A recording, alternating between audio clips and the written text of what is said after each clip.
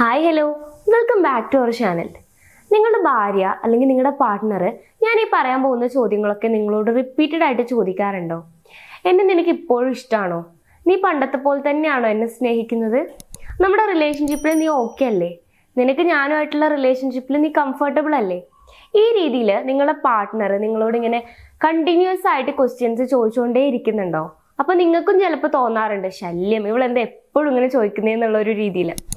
അപ്പോൾ ഇങ്ങനെ അവർ ചോദിക്കുന്നുണ്ടെങ്കിൽ അതിൻ്റെ പിന്നിൽ ചില കാരണങ്ങളുണ്ട്. ഇതിന്റെ പിന്നിലുള്ള സൈക്കോളജിക്കൽ റീസൺ ആണ് ഇന്നത്തെ വീഡിയോയിൽ നമ്മൾ ഡിസ്കസ് ചെയ്യാനായിട്ട് പോകുന്നത്. ഇതിന്റെ ഒന്നാമത്തെ റീസൺ ആണ് ഇമോഷണൽ സെക്യൂരിറ്റി. അതായത് സ്ത്രീകൾ എപ്പോഴും പൊതുവെ പുരുഷന്മാരെ കമ്പയർ ചെയ്യുന്ന സമയത്ത് ഒന്നുകൂടി ഇമോഷണൽ സെക്യൂരിറ്റി ആഗ്രഹിക്കുന്നവരാണ്. അവരുടെ റിലേഷൻഷിപ്പിൽ അവർക്ക് കിട്ടേണ്ട സ്നേഹം, അറ്റൻഷൻ, കെയർ ഇതെല്ലാം കിട്ടുന്നതിൽ കുറവ് വരുന്നുണ്ടോ എന്നവർ എപ്പോഴും നിരീക്ഷിച്ചുകൊണ്ടേയിരിക്കും. അപ്പൊ അതുകൊണ്ട് തന്നെ അവർക്ക് ഇടയ്ക്കിടയ്ക്ക് റീഅഷുറൻസ് തേടുക എന്നുള്ളത് വളരെയധികം ഇമ്പോർട്ടൻ്റ് ആയിട്ടുള്ള ഒരു കാര്യമായിരിക്കും. സോ അതുകൊണ്ടാണ് നിങ്ങളുടെ വൈഫ് അല്ലെങ്കിൽ നിങ്ങളുടെ പാർട്ട്ണർ എപ്പോഴും നിങ്ങളോട് ഇങ്ങനെ എന്നെ ഇഷ്ടമല്ലേ എന്ന് ചോദിച്ചുകൊണ്ടിരിക്കുന്നത്. ഇനി രണ്ടാമത്തെ കാര്യം, ഇത് ഈ ഒരു സിറ്റുവേഷനിൽ വളരെയധികം ഇമ്പോർട്ടൻ്റ് ആയിട്ടുള്ള ഒരു കാര്യമാണ്. കാരണം എന്താന്ന് വെച്ച് കഴിഞ്ഞാൽ പാസ്റ്റ് എക്സ്പീരിയൻസ് ആണ്. ഇത്തരത്തിൽ റീഅഷുറൻസ് സീക്ക് ചെയ്യുന്നതിൽ ഒരു 50% ആളുകൾക്കും പാസ്റ്റിൽ എന്തെങ്കിലും ബാഡ് ആയിട്ടുള്ള അല്ലെങ്കിൽ ചതിക്കപ്പെട്ടിട്ടുള്ള ഒരു എക്സ്പീരിയൻസ് ഫേസ് ചെയ്ത ആളുകളായിരിക്കും. അപ്പൊ അവർക്ക് ഈ ഒരു പേഴ്സണും നമ്മളെ ചീറ്റ് ചെയ്യോ അല്ലെങ്കിൽ ഇയാൾക്കും നമ്മളോടുള്ള സ്നേഹം കുറയോ എന്നുള്ള പേടി കാരണം കൊണ്ട് അവർ ഇടയ്ക്കിടയ്ക്ക് ഇങ്ങനെ റീഅഷുറൻസ് ചോദിച്ചുകൊണ്ടേയിരിക്കും. ശരിക്കും ഇതിനെ നിങ്ങൾ ഭയങ്കര കോംപ്ലിക്കേറ്റഡ് ആയിട്ട് എടുക്കേണ്ട ആവശ്യമൊന്നുമില്ല. നിങ്ങൾ ജസ്റ്റ് എന്നെ ഇഷ്ടമല്ലേ എന്ന് ചോദിക്കുമ്പോൾ എനിക്ക് ഇപ്പോഴും നിന്നെ പഴയ പോലെ തന്നെ ഇഷ്ടമാണ് കേട്ടോ, ഈ രീതിയിൽ നിങ്ങൾ അവർ ചോദിക്കുന്ന കാര്യത്തിന് അവർക്ക് സാറ്റിസ്ഫൈ ആവുന്ന രീതിയിലുള്ള ഒരു മറുപടി കൊടുത്താൽ അവർ ഹാപ്പി ആയിക്കോളും. ഇനി മൂന്നാമത്തെ കാര്യം ഓവർ തിങ്കിങ് ആണ്. ഇത് പല സ്ത്രീകളിലും ഉള്ള ഒരു സ്വഭാവമാണ്. അതായത് വെറുതെ നമ്മൾ വീട്ടിലിരിക്കുന്ന സമയത്ത് അല്ലെങ്കിൽ നമുക്കിങ്ങനെ മൂഡ് സ്വിങ്സും കാര്യങ്ങളൊക്കെ ഉണ്ടാകുന്ന സമയത്ത് നമ്മളിങ്ങനെ ഓരോ കാര്യങ്ങൾ ഇങ്ങനെ ഓവർ തിങ്കിങ് ചെയ്യും. അപ്പൊ നമ്മൾ വിചാരിക്കും അവർക്ക് നമ്മളോടുള്ള ഇഷ്ടം കുറഞ്ഞോ, അല്ലെങ്കിൽ അവരിപ്പോൾ നമ്മളെ പഴയ പോലെ സ്നേഹിക്കുന്നില്ലേ, ഇങ്ങനെ ഒരു ഡൗട്ട് നമ്മുടെ മൈൻഡിൽ കടന്ന് കളിക്കും. അപ്പൊ ആ സമയത്ത് ഹസ്ബൻഡ് വരുന്ന സമയത്ത് നമ്മൾ ഹസ്ബൻഡിനോട് ചോദിക്കും, നിങ്ങൾക്ക് എന്നെ ഇപ്പൊ പഴയ പോലെയുള്ള ഇഷ്ടമൊന്നും ഇല്ലേ, അല്ലെങ്കിൽ നിങ്ങളിപ്പോൾ എന്നെ പഴയ പോലെ കെയർ ചെയ്യുന്നില്ലല്ലോ. ഈ രീതിയിൽ ഓരോന്ന് ഇങ്ങനെ കുത്തി ചോദിച്ചുകൊണ്ടേയിരിക്കും. ശരിക്കും ഞാൻ ഈ പറഞ്ഞ പോലെ തന്നെ അവർക്ക് സാറ്റിസ്ഫൈങ് ആവുന്ന രീതിയിലുള്ള ഒരു മറുപടി കൊടുത്തു കഴിഞ്ഞാൽ ഈ പ്രശ്നം നിങ്ങൾക്ക് ഈസി ആയിട്ട് സോൾവ് ചെയ്യാനായിട്ട് സാധിക്കും.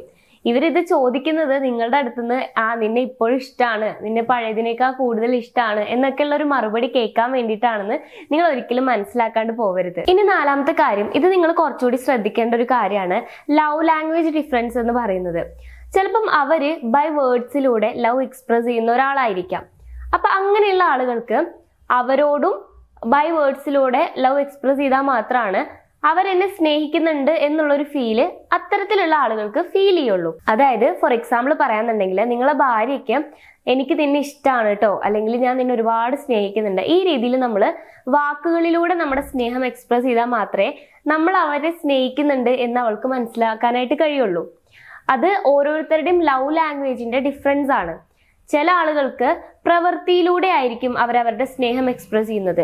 അങ്ങനെയുള്ള ആളുകൾക്ക് തിരിച്ചും പ്രവൃത്തിയിലൂടെ സ്നേഹം കിട്ടുമ്പോൾ മാത്രമാണ് അതൊരു സ്നേഹമാണ് എന്ന് അവർക്ക് മനസ്സിലാക്കാനായിട്ട് സാധിക്കാം. അപ്പൊ ഈ രീതിയിൽ നിങ്ങളുടെ ലവ് ലാംഗ്വേജ് ഡിഫറെന്റ് ആണെങ്കിൽ നിങ്ങൾ ചിലപ്പോൾ അവരോട് സ്നേഹം എക്സ്പ്രസ് ചെയ്യുന്നുണ്ടായിരിക്കും, പക്ഷെ അവർക്കത് മനസ്സിലാക്കാൻ കഴിയുന്നുണ്ടാവില്ല.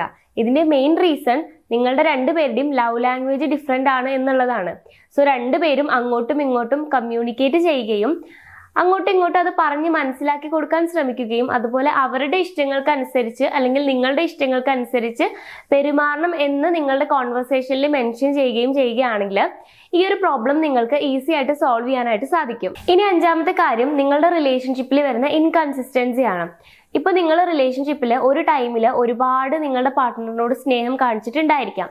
പിന്നെ കുറച്ച് കഴിയുമ്പോൾ നിങ്ങൾക്ക് റെസ്പോൺസിബിലിറ്റീസ് കൂടുമ്പോൾ പഴയ പോലെ മുത്തേ പൊന്നേന്നൊന്നും വിളിച്ച് സ്നേഹം കാണിക്കാനുള്ള ഒരു ടൈമോ ഇതോ നിങ്ങൾക്ക് കിട്ടാത്തത് കൊണ്ടാവാം മേ ബി നിങ്ങൾ പതിയെ അത് കുറച്ചിട്ടുണ്ടായിരിക്കാം.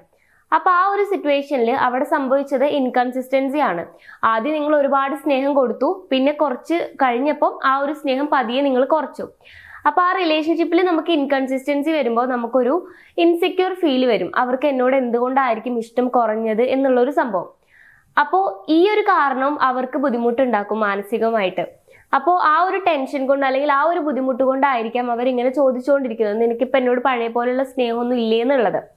അപ്പോൾ ഒരു കാര്യം നിങ്ങൾ ചെയ്യേണ്ടത് എന്താണെന്ന് വെച്ച് കഴിഞ്ഞാൽ, റിലേഷൻഷിപ്പിൽ എപ്പോഴും കൺസിസ്റ്റൻസി മെയിൻറ്റെയിൻ ചെയ്യാനായിട്ട് ശ്രദ്ധിക്കുക. നിങ്ങൾക്ക് എത്രയാണോ അവരെ സ്നേഹിക്കാൻ കഴിയുന്നത് അത്ര മാത്രം നിങ്ങൾ തുടക്കം മുതലേ അവരെ സ്നേഹിക്കുക. അല്ലാതെ അവരെ കിട്ടാൻ വേണ്ടി നിങ്ങൾ ഒരുപാട് സ്നേഹം കാണിച്ചിട്ട് അവരെ കല്യാണം കഴിച്ച് കഴിയുമ്പോൾ അല്ലെങ്കിൽ റിലേഷൻഷിപ്പിലായതിനു ശേഷം നിങ്ങൾ ആ കൊടുത്തോണ്ടിരുന്ന സ്നേഹമൊക്കെ സ്റ്റോപ്പ് ചെയ്ത് കഴിഞ്ഞാൽ അത് ഒരാളോട് ചെയ്യുന്ന അല്ലെങ്കിൽ ആ ഒരു വ്യക്തിയോട് ചെയ്യുന്ന വലിയൊരു തെറ്റാണ്. ഇനി നിങ്ങൾ മനസ്സിലാക്കേണ്ട ഒരു കാര്യം, ഒരാൾ നിങ്ങളുടെ അടുത്ത് നിന്ന് റീഅഷുറൻസ് സീക്ക് ചെയ്യുന്നു എന്ന് പറഞ്ഞു കഴിഞ്ഞാൽ നിങ്ങൾ ഭയങ്കര വലിയൊരു സംഭവമാണ് അല്ലെങ്കിൽ അവർക്ക് എന്തോ കുറവുണ്ട് എന്നൊന്നും അല്ല അതിൻ്റെ അർത്ഥം. അവർക്ക് നിങ്ങൾ ഇമോഷണലി അത്രയും വാല്യുബിൾ ആയിട്ടുള്ള ഒരു പേഴ്സൺ ആണ് എന്നാണ്. സോ ഈ റീഅഷുറൻസ് സീക്ക് ചെയ്യുന്നത് ഒരിക്കലും ഒരു തെറ്റായിട്ടുള്ള കാര്യം അല്ലെങ്കിൽ ഒരു അസുഖമോ അങ്ങനെയൊന്നും അല്ല. ഇത് വളരെ നോർമൽ ആയിട്ടുള്ള ഒരു സ്വഭാവ രീതിയാണ്. ഞാൻ ഈ പറഞ്ഞ കാരണങ്ങൾ കൊണ്ടൊക്കെയാണ് ഈ റീഅഷുറൻസ് സീക്ക് ചെയ്യുന്ന ആ ഒരു സ്വഭാവം ആളുകളിൽ കൂടുതലായിട്ടും വരുന്നത്. സോ ഈ വീഡിയോയിൽ ഞാൻ പറഞ്ഞ കാര്യങ്ങളെല്ലാം നിങ്ങൾക്ക് ക്ലിയർ ആയി എന്ന് വിശ്വസിക്കുന്നു. ഈ ഒരു വീഡിയോനെ കുറിച്ചിട്ടുള്ള നിങ്ങളുടെ ഒപ്പീനിയൻ എന്താണെന്ന് താഴെ കമന്റ് ബോക്സിൽ കമന്റ് ചെയ്യുക. വീഡിയോ ഇഷ്ടമാണെങ്കിൽ ലൈക്ക് ചെയ്യുക, ചാനൽ സബ്സ്ക്രൈബ് ചെയ്യുക. കൗൺസിലിംഗ് റിലേറ്റഡ് ആയിട്ടുള്ള എന്തെങ്കിലും സർവീസുകൾ ആവശ്യമാണെങ്കിൽ സ്ക്രീനിൽ കാണുന്ന നമ്പറിൽ കോൺടാക്ട് ചെയ്യാവുന്നതാണ്. So it's me Rashna signing of.